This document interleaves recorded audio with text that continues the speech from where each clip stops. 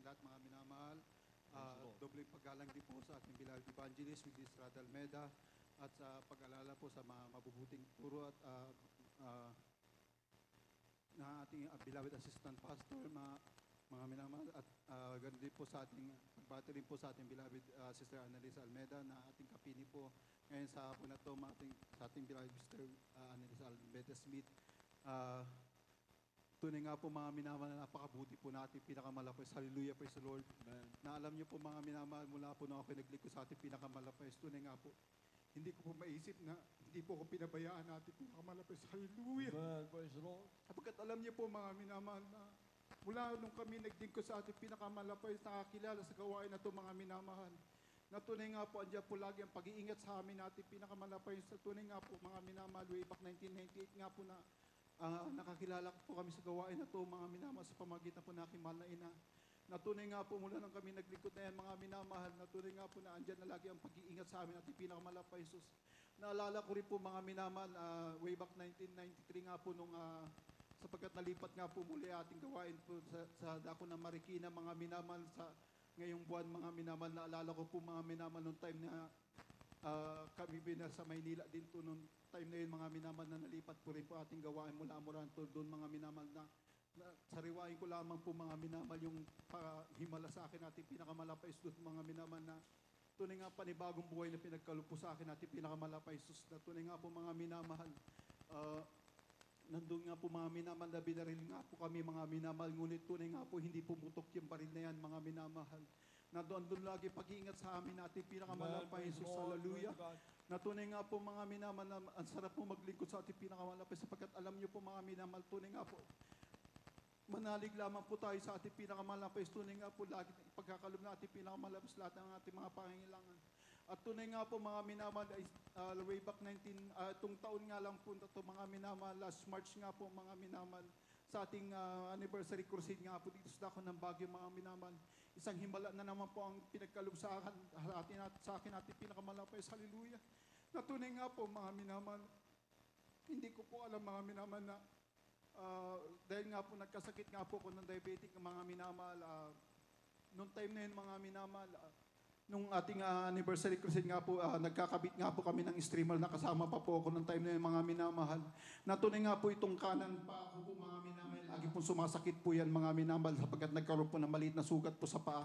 Natunay nga po mga minamahal, hindi ko po alam yung maliit na sugat na yun mga minamahal, nagkaroon po pala ng nana mga minamahal sa loob, pasindabi po sa mga kumakain.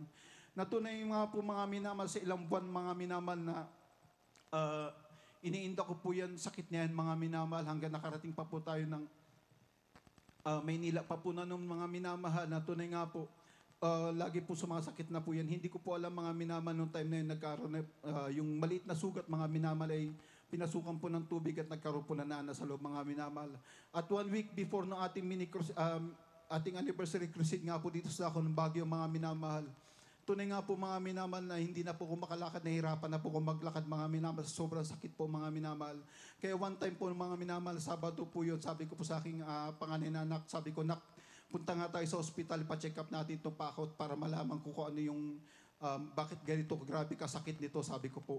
Noong time na yun mga minamahal, dinala nga po ako nung bata mga minamahal sa ospital at pina-check up po namin mga minamahal. At pagdating nga po namin doon sa ospital mga minamahal, tinanong po ko ng doktor, sabi niya, diabetic ka ba? Sabi niya sa akin. Sabi ko po, Dok, opo, sabi kong ganon. Tapos nung time na yung mga minamahal, dahil nung tinignan niya po ngayon pa ako mga minamahal, nangingitim na po yan mga minamahal ng gusto. At tunay nga po may mga lumalabas po na mabaho po doon sa pa ako mga minamahal. At nung time na yung mga minamahal, dinala po ko sa x-ray room mga minamahal, in-x-ray nga po yung pa ako. At pagkatapos po ma-x-ray mga minamahal, hindi po nagtagal mga minamahal, inadmit po ko sa ospital. Pagka-admit po sa akin mga minamahal, linggo po ng umaga yun mga minamahal. Ang sabi po sa akin ng doktor, nagulat na lamang po ako mga minamahal, sabi po nila sa akin, Mr. Ngayawan, mag-prepare ka, sabi niya sa akin. Nung time na yung mga minamahal, tinanong ko po bakit po ako, akala ko po dadalhin po ko sa emergency room para linisan po yung pa ako. Ngunit alam niyo po mga minamahal, sinabi po sa akin ng doktor, Mr. Ngayawan, sabi niya ganun, maghanda ka, sabi niya ganun, kasi dadaling ka mamaya sa operating room. Tapos nung tinanong ko po bakit po ako dadali sa operating room, sabi po ng doktor sa akin, puputulin na yung paa mo, sabi sa akin. Hallelujah, sabi ko. Tunay nga po mga minaman, nagulat po ko ng time na yun, mga minaman. Hallelujah. Sapagkat alam niyo po mga minaman, nagtanong pa po ko sa ating may Panginoon. Sabi ko, Panginoon, bakit ganito? Sabi ko, naglilikod naman ako sa iyo, sumusunod ako sa mga utos mo. Ngunit alam niyo po mga minaman, hindi po pala tayo dapat magtanong sa ating pinakamalapas. Pasalamatan po natin lahat ng bagay, mga minaman. Hallelujah. Noong time na yun, mga minaman, alam niyo po, sabi ko po doon sa doktor, Dok, pwedeng mahintay mo natin loved ones ko, sabi ko pong ganun. At nung sinabing, sige, sabi ganun, nasa alam niyo po mga minaman, nanalangin po ko sa ating pinakamalapay, sabi ko, Panginoon, huwag niyo po ipaintulot na maputol po aking paa, sabi ko pong ganun, ng time na yung mga minamahal. At alam niyo po mga kinahapunan nga po dumating po aking loved ones. Hindi rin po nagtagal dumating po ating beloved ordained preacher Richard Palmones nga po mga minamahal. At nilihans po ko mga minamahal. Ngunit alam niyo po nung time na mga minamahal nung kinakaunsil po ko. Tunay nga po mga minamahal, sinabi ko rin po sa akin, sinabi ko rin po mga minamahal na hindi po talaga ako magpapaputol. Sapagat alam niyo po mga minamahal, nung time na yung mga minamahal, iniisip ko rin po yung patutuo ko sa gawain na ito mga minamahal. Na tunay nga po marami na pong patutuo na dumating sa akin, ngunit hindi po ko nanlupay, pero yun naging dahilan upang ako maging malakas. At alam niyo po mga minamahal, nung time na yun mga minamahal, pinuntan po ko muli ang aking doktor, sabi niya sa akin, Mr. Ngayawan, hindi ka daw magpapaputol ng paa. Ang sabi ko po, yes, Dok, sabi kong ganun. Bakit sabi niya ganun? Kasi alam niyo, Dok, sabi kong ganun sa gawain namin. Tunay nga po, nasa tunay kami na gawain natin, pinakamalampay Jesus. Andiyan lagi ang pag-iingat sa amin natin, pinakamalampay Jesus. Ngunit sabi niya po sa akin, alam mo, Mr. Ngayawan, baka bigla ka na lang mag-collapse sa sakit mo na yan. Kung hindi mo ipapaputol yan, sabi nga gano'n, baka yan ang maging dahilan na ikamatay mo, sabi niya. Ngunit sabi ko po, Dok, sabi ko, marami nang himala sa akin natin, pinakamalapay Jesus. Andyan ang panibagong nagkasakit din po ko, andyan ang panibagong buhay na pinagkalab sa akin natin, pinakamalapay Jesus, mula na ako naglingkod. Kaya hindi ko po ipapaputol dito, sabi kong ganun. Natunay nga po mga minaman, sa pagkasabi ko po ng doktor na yan, andyan po kasabay ng pananampalataya sa ating pinakamalapay sa tunay nga po mga minaman, na pagagalingin niya ito mga minamal. At hindi nga po nagtagal mga minamal, noong time na yun mga minamal, binalikan muli ako ng aking doktor. Sabi niya, Mr. Ngayawan, di ba gusto mo magpalinis ng paa? Sabi niya, opo Dok, yun po ang purpose kung bakit po ko nagpunta rito. Papalinis ko lamang po yung aking paa. At alam niyo po mga minamahal, nililinisan nga po yan mga minamahal. Ngunit yung paglinis nga po mga minamahal sa aking paa, ay grabe po mga minamahal sapagkat kung makita niyo lamang po yung itsura ng aking paa mga minamahal. Binalatan po yan mga minamahal. Kitang-kita po yung laman nung paa ko, pati mga buto mga minamahal. Ito na tunay nga po mga minamahal. Hindi ko... nagulat po ko mga minamahal no pinakita po sa akin ng doktor na yan mga minamahal. At nung time na yan mga minamahal no sinabi ko sa doktor nung pinuntahan po ko ng Lunes mga minamahal. Dok, sabi ko makakalakad pa po ba ako? Sabi ko gano'n sa kanya. Sabi niya po sa akin mga minamahal, paprangkain na kita Mr. Ngayawan, hindi ka na makakalakad niyan, sabi niya gano'n. Kasi pag hindi mo pinaputol yung paa mo, hindi ka talaga makakalakad dahil patay na yung mga ugat mo sa paa mo, pati yung mga nerves mo patay na yan, sabi nga ganun. Kaya ang solusyon niya, papuputulin yung paa mo. Ngunit alam niyo po mga minama, sabi ko, hindi ako magpapaputol ng paa. Nanalig ako sa ating pinakamalapayos na, sabi nga po mga minama, magkaroon ka ng 100% na pananampalataya sa ating pinakamalapayos, tunay nga po mga minama, na ipagkakalubyan na ating pinakamalapayos. At alam niyo po mga minama, in shortin nga po mga minama sa aking patuto, na tunay nga po, kung iisipin ko mga minamahal, lahat ng kabutihan sa akin, natin pinakamalas, tunay nga po yan po magbibigay sa atin ng kalakasan sa paglilingkod sa ating pinakamalapayos. Hallelujah!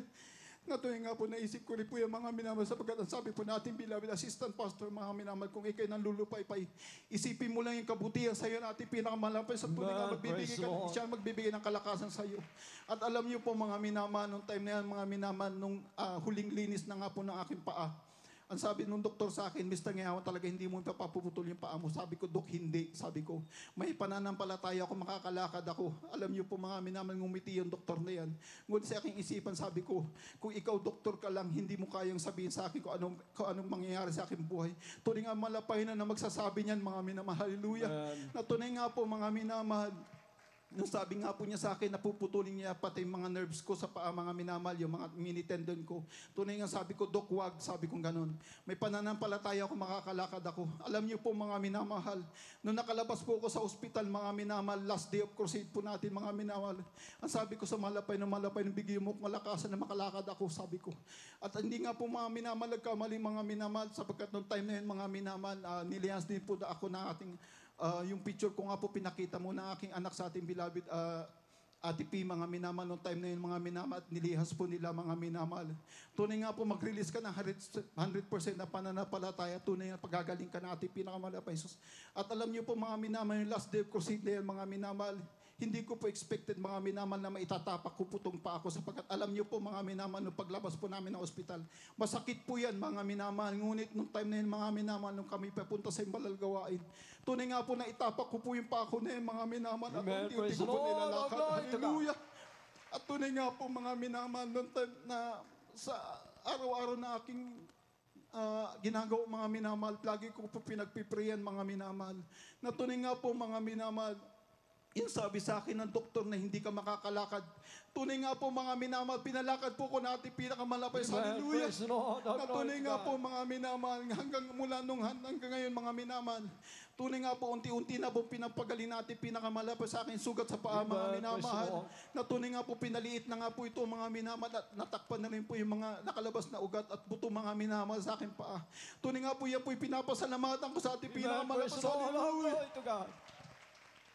Na tunay nga po, mga minamahal, sabi nga po, magkaroon ka ng 100% ng pananampalataya. Tunay nga po, pagkakalubihan ng ating pinakamalapas. Amen. Kaya po sa Praise the ating Lord. paglilingkod, mga minamahal. Kung pagsubok po tayo, mga minamahal, imbis na manlupay-pay, magkaroon po tayo ng pananampalataya, 100% nga po, mga minamahal. Tunay nga po, pagkakalubihan na ating pinakamalapas, hallelujah. At hindi lang yan, mga minamahal, paglabas nga po namin ng doktor, tunay nga po, expected ko po, ay ng ospital, mga minamahal. Expected ko po, mga minamahal, na malaki po ang may babayaran na bill sa ospital. Ngunit yan po, mga minamahal, ginawang zero balance po na ating malapangin na Amen. hallelujah. Praise the Lord. Glory to Wala po God. kami binayaran sa ospital ni Cinco, mga minamahal. Tunay nga po yan po, ilubos ko po pinapasalamat at ang pinakamalapay sa lahat ng magpagpapala, pinagkakalawya po sa amin sa araw-araw. Kaya lahat na po ng kapurihan, nagpapapasalamat, itangi sa ating pinakamalapay po lamang. Hallelujah, praise the Lord. Amen.